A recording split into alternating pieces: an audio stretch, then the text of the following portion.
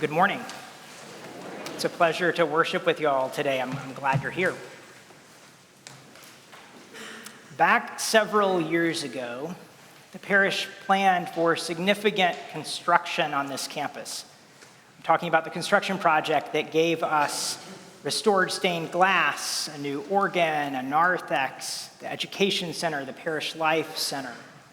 The construction that made our campus, and frankly, our mission and the scale of what we're able to do, what they are today.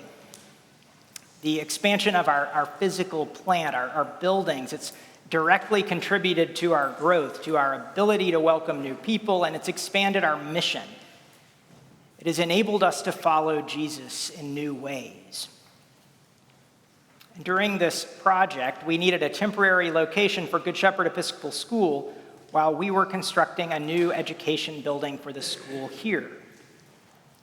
And separately, you had committed as part of this effort, part of this campaign, to make sure that our parish's mission after the renovations would include a significant ongoing outreach effort to those in need in Austin. And we considered a few different ways of doing that. And then the search for an outreach project that fit the strengths of this place and the need of our Austin community, and the search for a temporary location for our school. These searches overlapped. And our temporary location for Good Shepherd Episcopal School would become the permanent location of a new preschool, one designed to expand access to high-quality early childhood education. And we dreamed that this new school would offer significant financial support to families who could not afford childcare. And you researched statistics and studies that showed how important early childhood education is to children. Being ready for kindergarten impacts how well they do in the rest of school and in their lives beyond. And childcare frees parents to work, to do their jobs. And you knew our 80-year history of providing high-quality early childhood education in this place. And you knew that in the neighborhood around the hill, there were 4,000 preschool-age children, and there were only 400 spots in accredited childcare programs in that same zip code. And you dreamed that we could be part of meeting this challenge, this need in the community. And this dream became real because of the work and commitment and gifts of all of us together.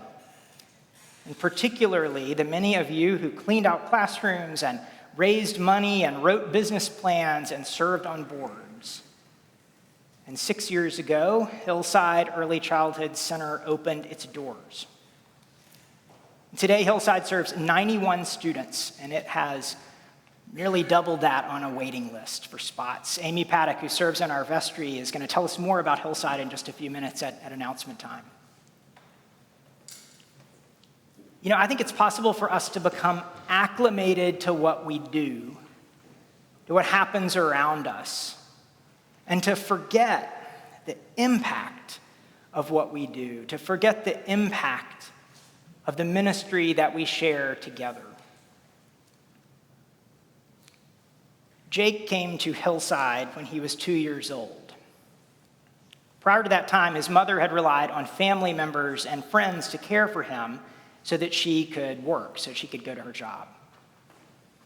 When he arrived at Hillside, it was clear that he needed extra attention and care. And his teachers at Hillside connected Jake and his mother with speech-language therapy and occupational therapy, and in turn with a pediatric neurologist. And eventually, Jake was diagnosed with autism. And while this diagnosis is heavy, it opened the door for him to the support that he will need to thrive. Jake's now a Hillside graduate. He's in an AISD pre-kindergarten program, and he is succeeding with the support of special education services. Care from Hillside teachers, and a significant scholarship from us, from you, made this story possible. Dan and Maria's 2 young children attend Hillside so that they can go back to school to pursue their associate's degrees in, among other things, engineering and mathematics. Their first child came to Hillside through the Texas Workforce Commission Child Care Subsidy Program in which we participate. And when the subsidy funds ran out, as they often do, Hillside stepped up, providing significant scholarship support for this family so that their parents could complete their education. Maria writes, "I want to extend my heartfelt appreciation to Hillside for the generous scholarship it's allowed my kids to attend. The opportunity and support that Hillside has provided has created a nurturing environment where they can thrive." Now, one thing I know is that I'm only supposed to talk for 12 minutes. But I could be up here a lot longer, telling you stories just like these stories. Because the impact of Hillside is so very real. We can measure it now, 6 years on, in lives that we have changed. And I hope you'll come to Hillside just after this service for an open house and to see the school, especially if you haven't been there, 1700 Woodland Avenue. Jesus said, "Whoever wishes to become great among you must be your servant. For the Son of Man came not to be served, but to serve, and to give his life a ransom for many." Priest Richard Rohr writes his words now. "I often notice young parents in stores and supermarkets, and they are invariably some of the happiest people I meet. They often make eye contact and smile at you and graciously apologize for being in your way. Why? They're constituting other," he says, "the person outside of themselves for whom they care. It's absolutely clear and constant. Their baby.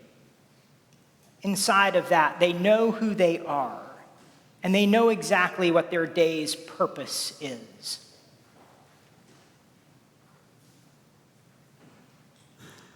If you want to know heaven, Jesus says, then you have to give up everything you own.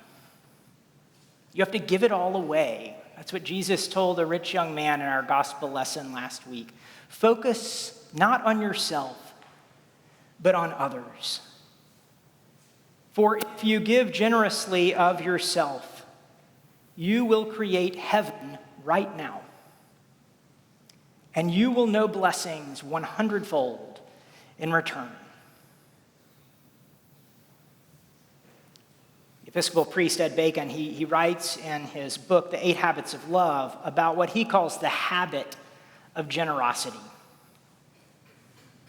He says, "When people act from their fearful selves, not trusting that there is enough love and goodwill to go around, they not only hurt those in need, but they hurt themselves. Generosity comes from knowing that love is not a zero-sum game. The energy of love, of approaching life from your loving self, knows no limits. Whenever someone loves, more love is generated. Life flows, imaginative ideas multiply, cooperation and goodwill spread, creativity limiting fear diminishes." You know, wherever Jesus went, new energy and new life seemed to multiply.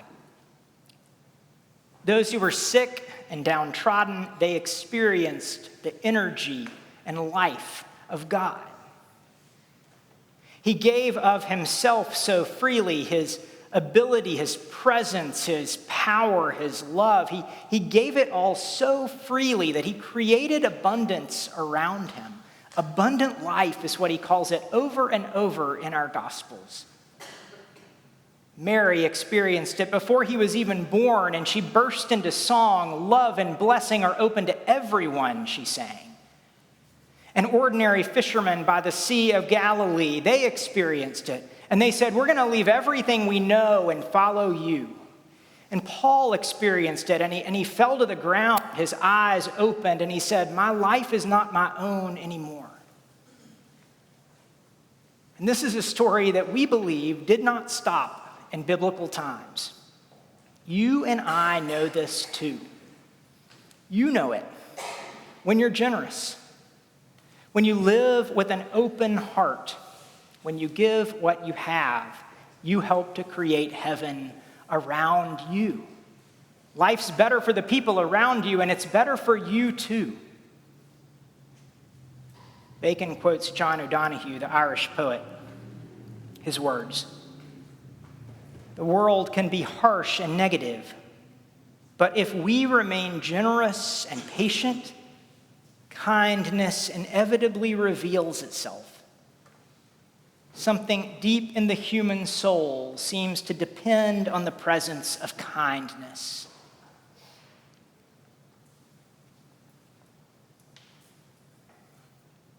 We are beginning our stewardship campaign today, and I invite you to join me in supporting the work of the parish in 2025 through a pledge to this place. Your pledged gifts each year make up 80% of what we have to spend on our ministries, and your pledge now lets us plan in a responsible way for our ministries next year. Your generosity supports ministries like Hillside, where we believe that together, united together, we are changing the lives of kids and their families. But more than just this, your pledge changes you. For when you give, you will receive, Jesus promises us. When you open your heart, when you give blessing to others, when you extend kindness, when you share what you have, not just what's left over, but when you share from the center of yourself. When you join the flow of generosity, then you will know generosity and love yourself. You'll know abundant life.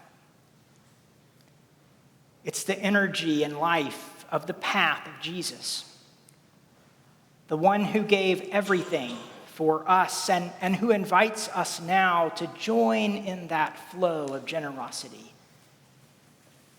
It will change us, and it will create heaven right here for us all. Amen.